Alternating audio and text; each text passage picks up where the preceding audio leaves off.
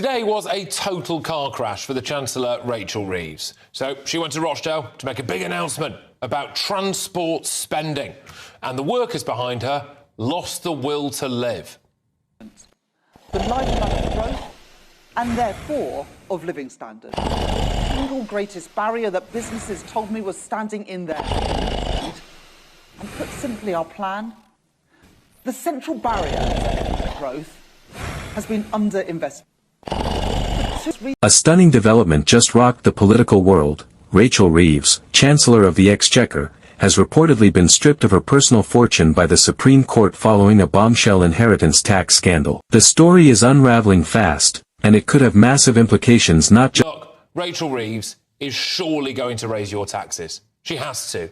The police need more money. They're raising the defence budget. We have to pay Mauritius to give them the Chagos Islands. They're U-turning on winter fuel payments. She's just announced 15 billion quid's worth of transport costs. Government borrowing grew to £20.2 billion in April. That was £1 billion higher than the same month in 2024. And here she is today refusing to rule out more tax rises. Just for Reeves, but for Labour's entire economic credibility. Stick around, because this is political drama with real financial stakes. It was supposed to be a major policy moment. Rachel Reeves travelled to Rochdale to unveil a bold new plan for transport investment. But instead of headlines about progress, she found herself in the middle of an unraveling scandal, and a very public humiliation. The workers behind her looked disengaged, some even walked off stage mid-speech. Reporters called it a car crash moment, and then, the real bombshell dropped. News broke mid-event that the Supreme Court had ruled against Reeves in a long-running inheritance tax dispute,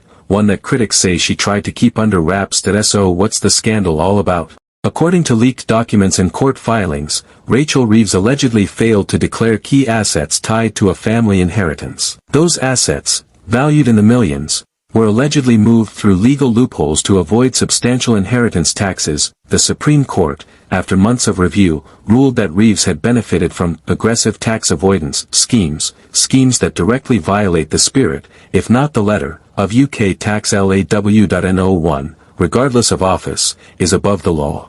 The Chancellor must be held to the same financial transparency as the citizens she serves. This revelation is particularly damning because Reeves has built her political brand on tax justice. Just weeks ago, she called for a crackdown on inheritance loopholes, claiming the rich must pay their fair share. Now, she's being accused of doing the very thing she vowed to stop. The hypocrisy is fueling outrage across the political spectrum. For voters already skeptical of Westminster elites, this scandal may be the final straw. The Supreme Court ruling isn't just symbolic. Reports indicate Reeves could be forced to surrender millions in misappropriated assets, face penalties, and even repay backdated taxes with interest. One insider claimed Reeves was visibly shaken after being told her personal estate had been frozen pending further investigation. That includes properties, shares, and luxury accounts linked to her family trusts. In short, Rachel Reeves could go from Chancellor of the Exchequer to financially broke overnight. Labour is scrambling. With an election on the horizon, Reeves was a cornerstone of Starmer's economic credibility.